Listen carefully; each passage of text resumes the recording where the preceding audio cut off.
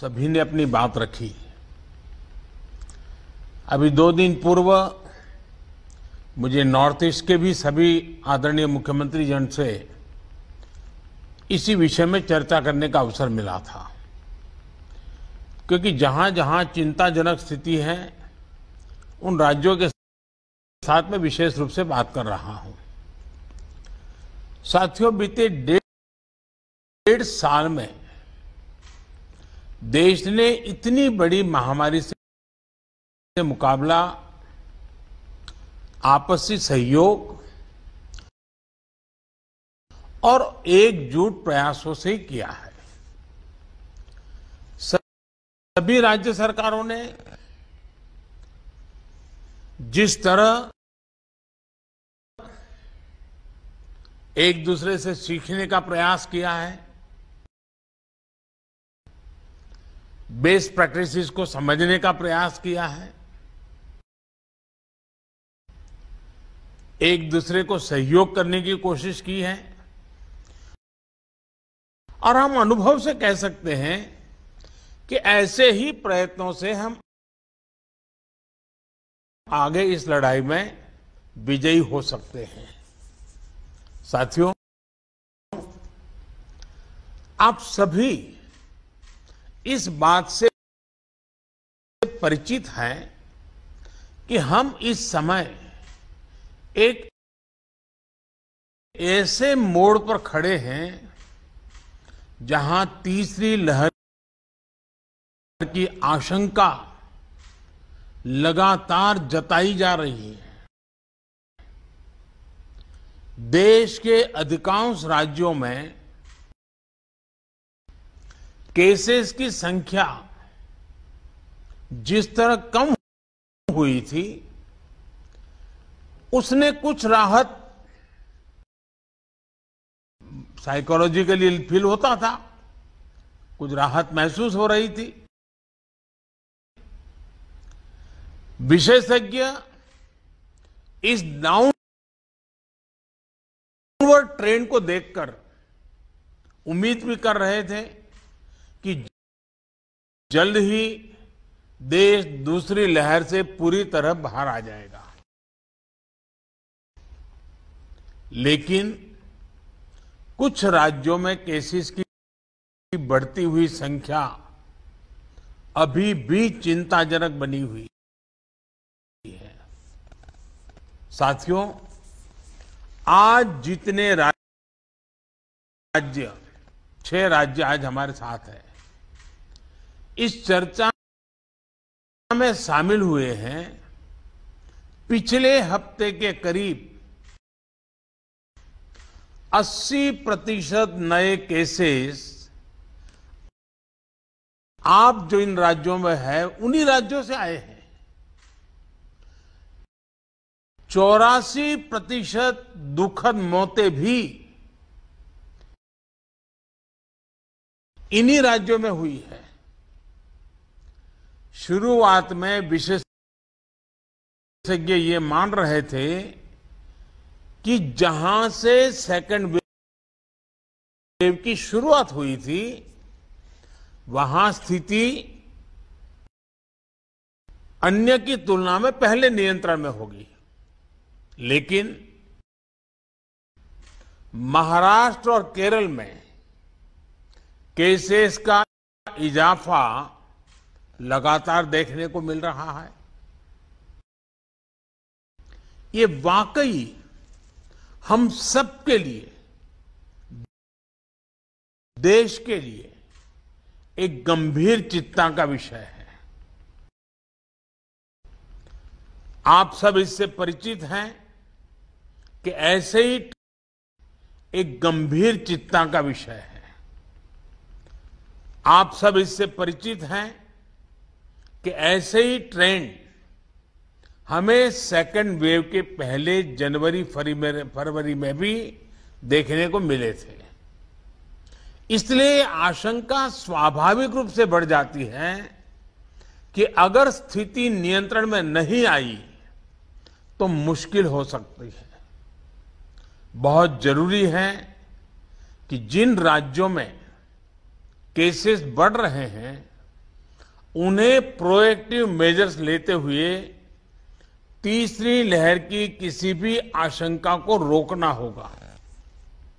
साथियों, एक्सपर्ट्स बताते हैं कि लंबे समय तक लगातार केसेस बढ़ने से कोरोना के वायरस में म्यूटेशन की आशंका बढ़ जाती है, नए नए वेरिएंट्स का खतरा बढ़ जाता है।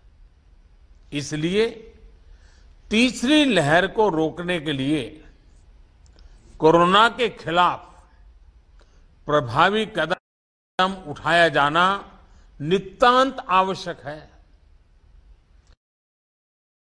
इस दिशा में स्ट्रैटेजी वही है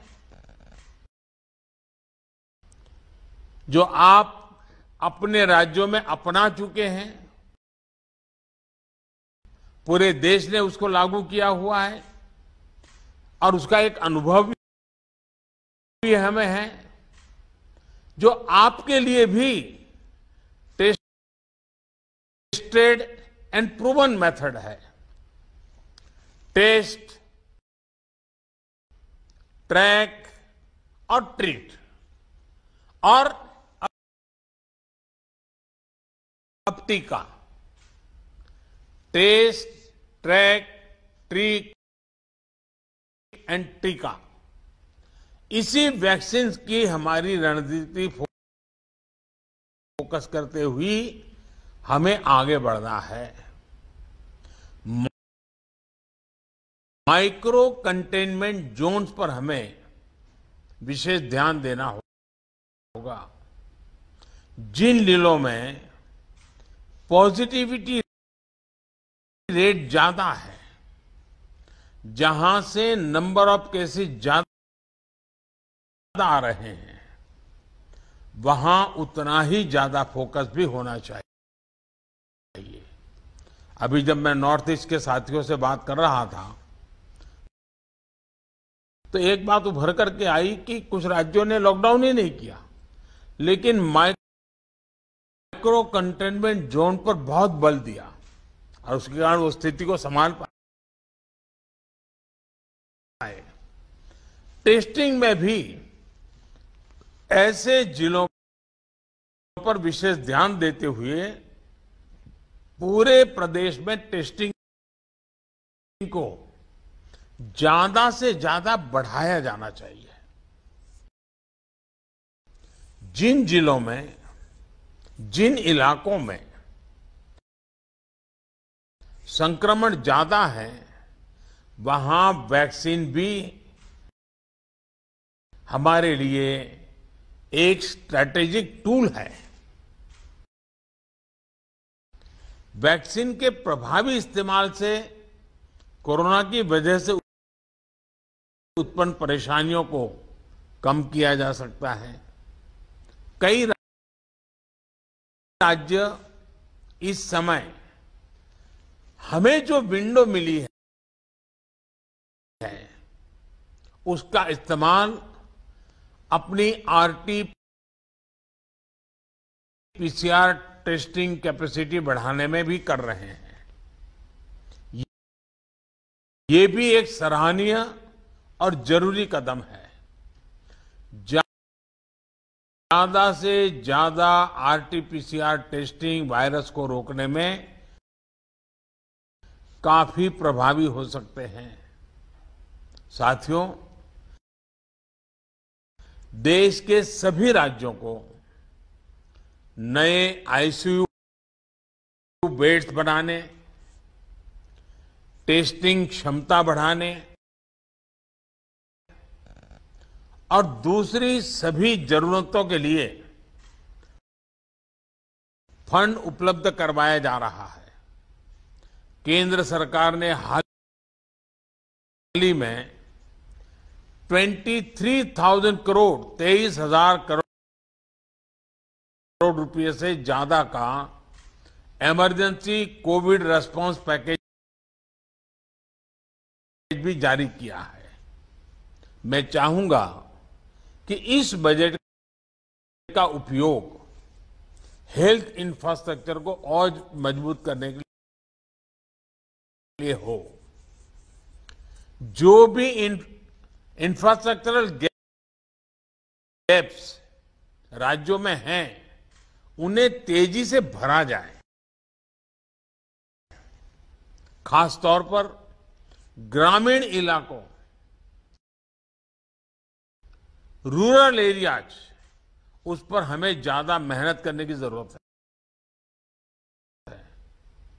इसके साथ ही सभी राज्यों में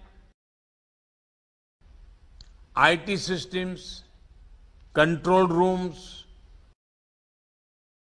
और कॉल सेंटर्स का नेटवर्क मजबूत करना भी उतना ही जरूरी है। इससे रिसोर्सेज के डेटा, उसकी जानकारी पारदर्शी तरीके से नागरिकों को मिल पाती है। इलाज के लिए मरीजों और परिजनों को इधर उधर भागना नहीं पड़ता।